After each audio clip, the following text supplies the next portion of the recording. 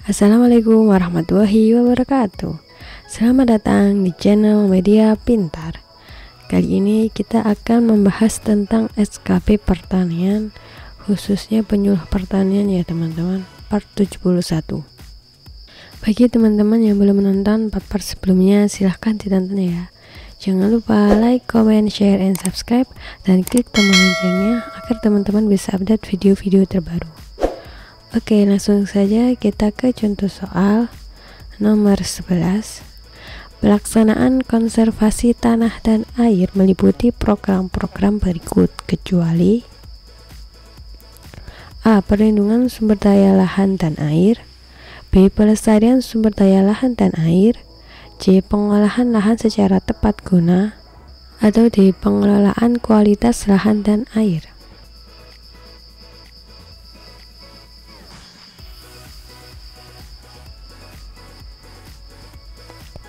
Oke, kita bahas ya teman-teman. Pemerintah dan pemerintah daerah bertanggung jawab terhadap pelaksanaan konservasi tanah dan air yang meliputi yakni perlindungan sumber daya lahan dan air, pelestarian sumber daya lahan dan air, pengelolaan kualitas lahan dan air, dan yang terakhir pengendalian pencemaran. Jadi yang bukan itu adalah yang C ya teman-teman, pengolahan lahan secara tepat guna. Oke, sudah jelas ya. Lanjut soal berikutnya, nomor 12. Petani yang memiliki kemampuan dan karakter pionir di bidang agribisnis disebut A. Petani andalan, B. Petani utama, C. Petani prima, atau D. Petani perintis.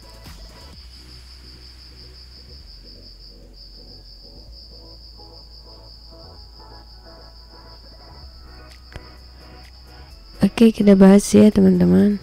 Berdasarkan Permentan nomor 04 tahun 2019 tentang pedoman gerakan pembangunan sumber daya manusia pertanian menuju lumbung pangan dunia 2045, pasal 1.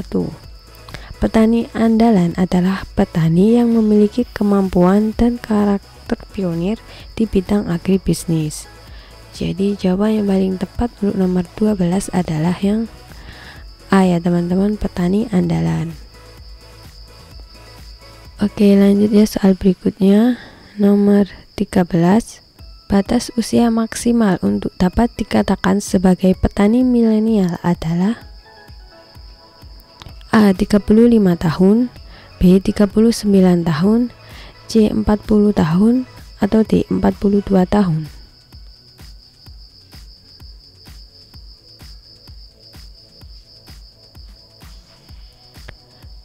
Oke, kita bahas ya teman-teman. Berdasarkan Permentan nomor 04 tahun 2019 tentang pedoman gerakan pembangunan sumber daya manusia pertanian menuju lumbung pangan dunia 2045, pasal 1, petani milenial adalah petani berusia 19 tahun sampai dengan 39 tahun dan atau petani yang adaptif terhadap teknologi digital. Jadi jawaban yang paling tepat untuk nomor 13 adalah yang B ya teman-teman, 39 tahun. Itu adalah batas maksimal dapat dikategorikan sebagai milenial ya. Oke, sudah jelas ya. Lanjut soal berikutnya, nomor 14. Gerakan pembangunan SDM pertanian yang dilaksanakan oleh Badan Penyuluh dan Pengembangan Sumber Daya Manusia adalah A. Pelatihan, B. Pemagangan, C. Pendidikan tinggi vokasi, atau D. Tugas belajar.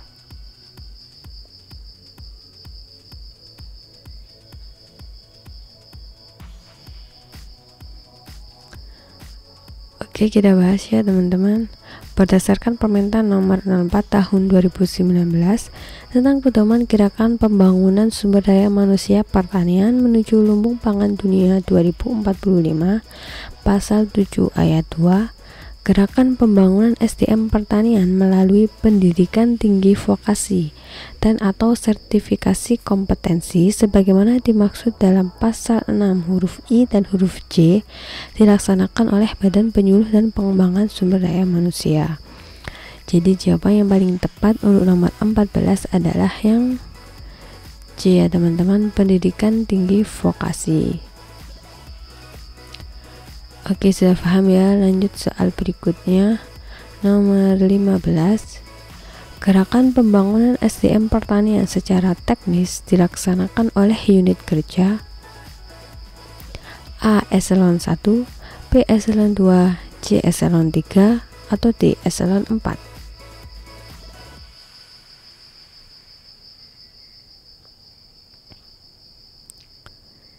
Oke, kita bahas ya teman-teman.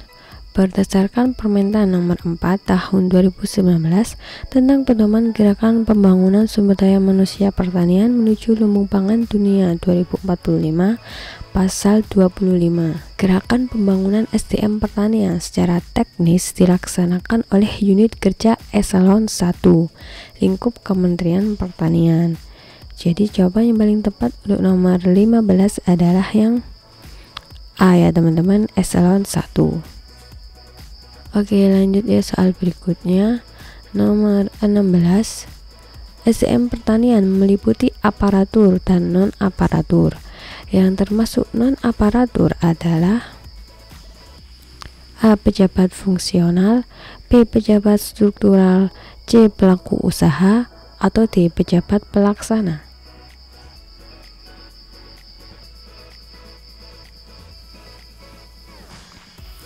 Oke, kita bahas ya teman-teman. Berdasarkan Permentan nomor 4 tahun 2019 tentang pedoman gerakan pembangunan sumber daya manusia pertanian menuju lumbung pangan dunia 2045, pasal 9. Aparatur sebagaimana dimaksud dalam pasal 8 meliputi pejabat fungsional, struktural, dan atau pelaksana. Jadi yang bukan adalah yang C ya teman-teman, pelaku usaha, karena termasuk non aparatur ya. Oke, sudah jelas ya teman-teman. Lanjut soal berikutnya, nomor 17. Jenis tanaman yang ditanam tumpang sari dengan kakao adalah A. Kedelai, B. Bambu, C. Jambu, atau D. Kelapa.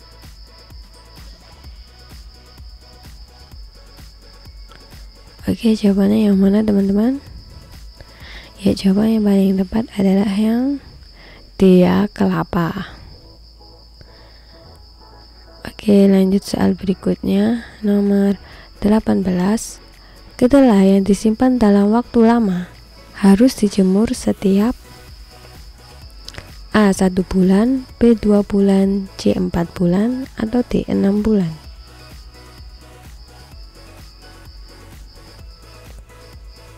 Oke, kita bahas ya teman-teman.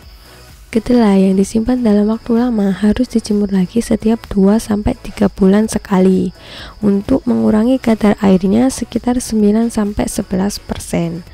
Jadi jawaban yang paling tepat untuk nomor 18 adalah yang B ya teman-teman, 2 bulan. Oke, lanjut soal berikutnya, nomor 19. Curah hujan yang sesuai untuk tanaman ketela pohon adalah A. 3.500 sampai 4.000 mm per tahun, B. 3.000 sampai 3.500 mm per tahun, C. 2.500 sampai 3.000 mm per tahun, atau D. 1.500 sampai 2.500 mm per tahun.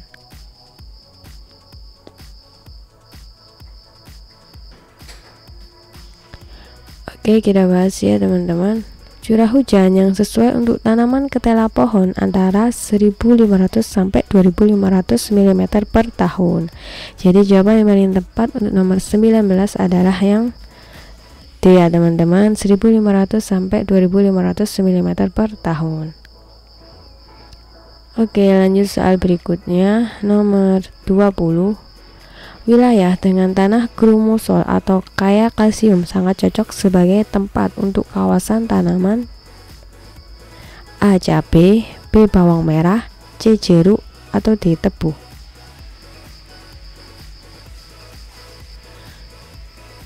Oke, kita bahas ya teman-teman.